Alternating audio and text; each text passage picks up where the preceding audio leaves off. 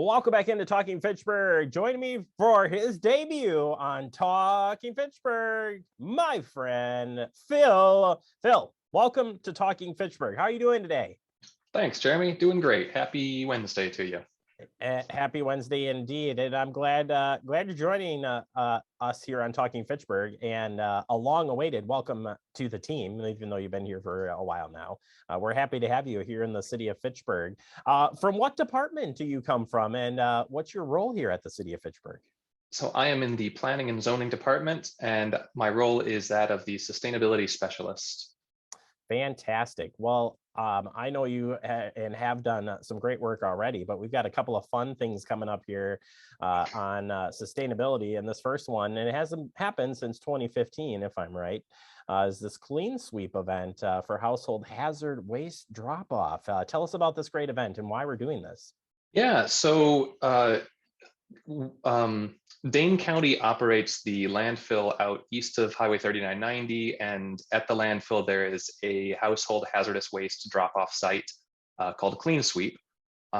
What the county likes to do from time to time is take this Clean Sweep drop-off and bring it into different areas around the county to make it a little bit more accessible to residents, and maybe hold it at times that are more convenient for people's schedules. So this year we're partnering with the county, with MAMSWAP, which is the Madison Area Municipal Stormwater Partnership. Thank you. It's a lot of. I've had to say it a few times, so yeah, it's Yeah, a you beat me long to title. It. Great great organization though. Yeah, we're partnering with these groups that really focus a lot on stormwater pollution prevention and trying to keep waste in the landfill where it belongs and keep our waterways clear. They're bringing this event to Fitchburg so that we can have this in our own backyard this year. And why is it important that we don't put some of these things in our curbside garbage bin? So we're talking about paints, for instance, or Yep.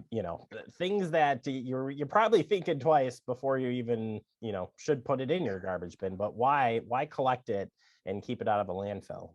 Right. So in general, I think folks are familiar with the idea of trying to reduce our overall waste footprint and trying to recycle what we can rather than throwing recyclable materials away.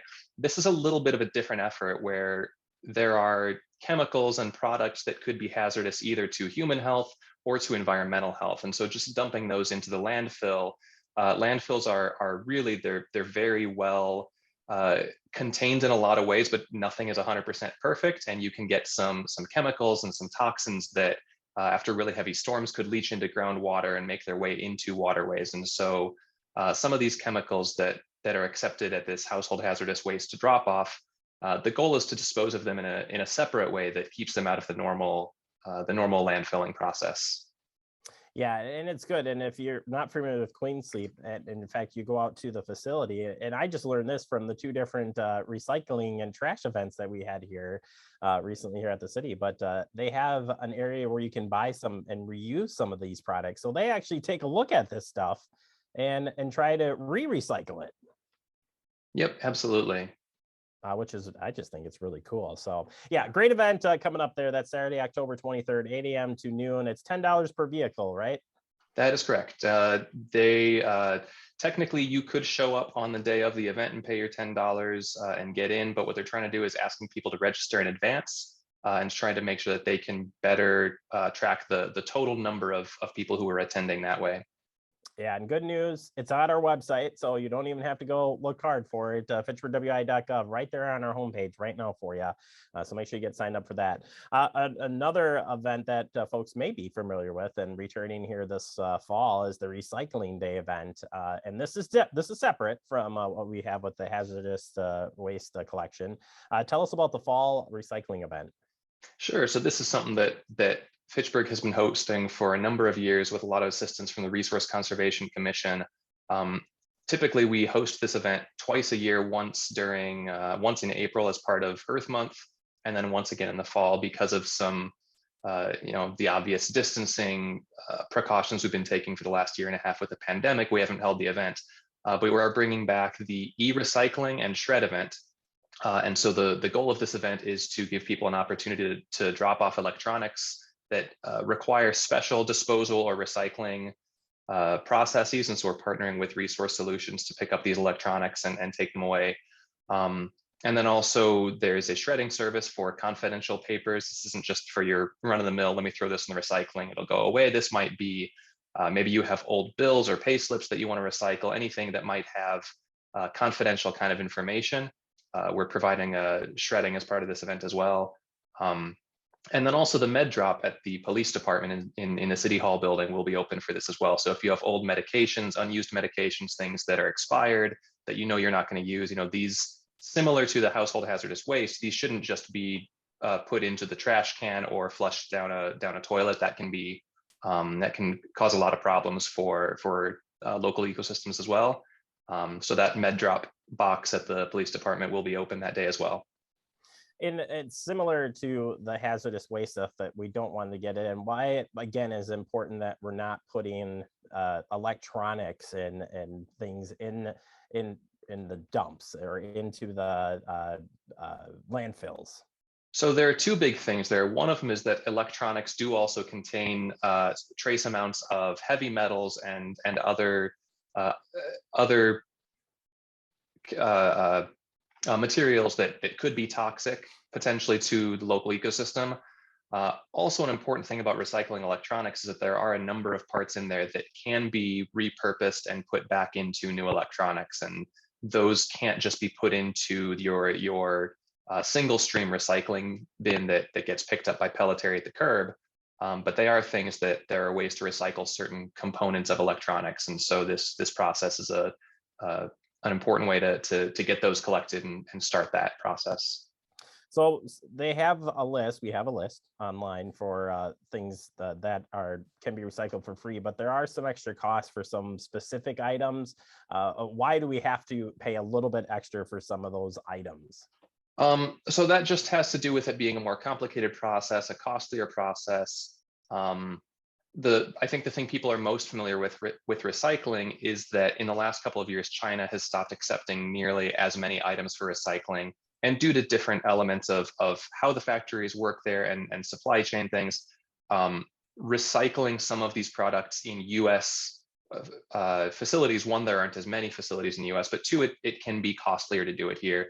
And it's similar with some of these electronic items that there are certain electronics that the method for extracting these materials for reuse is more expensive. And so to try to make sure that it remains economically feasible for the companies that are going through performing that process, we do ask for a small fee in exchange for picking up those items to recycle.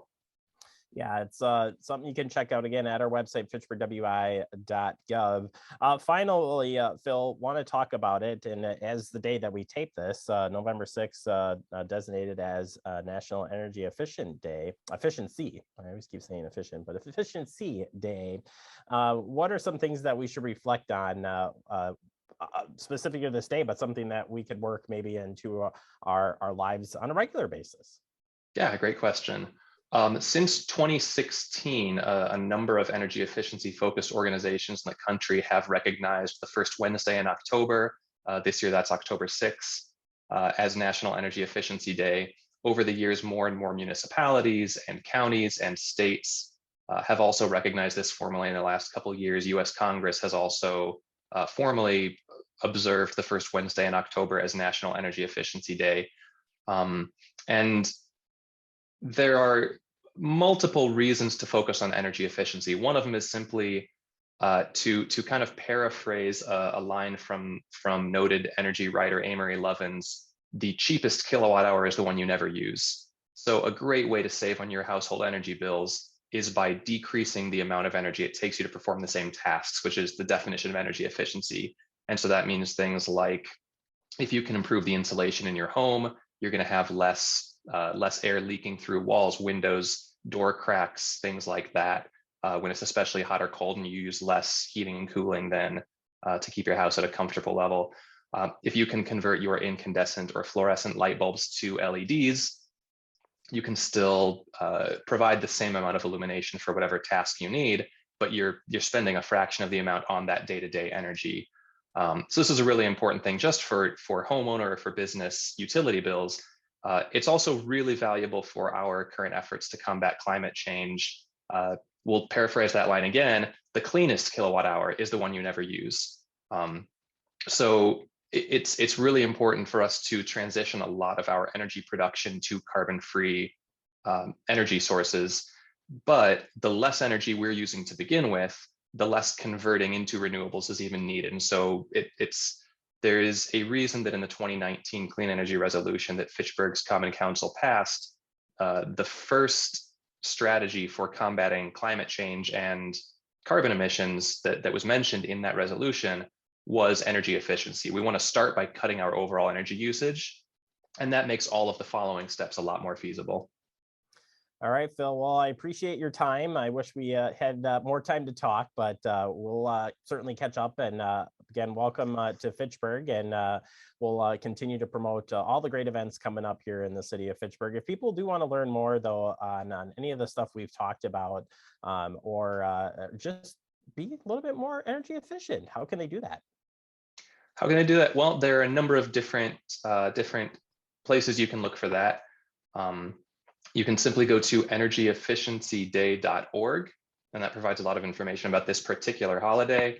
The US Department of Energy has an Office of Energy Efficiency that you could check out. You could look at Focus on Energy, which is a fantastic Wisconsin state level program that uses a small percentage of ratepayer dollars to provide rebates and incentives back to business and residential customers to pursue more energy efficient and renewable energy projects.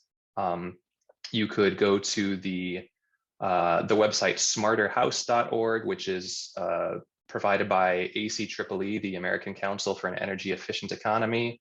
Smarterhouse.org has a lot of great tips for ways that you can pursue more energy efficiency projects wherever you are. All right, Phil, thank you so much for your time, and we'll check back in with you real soon. That was great. Thanks, Jeremy. You bet.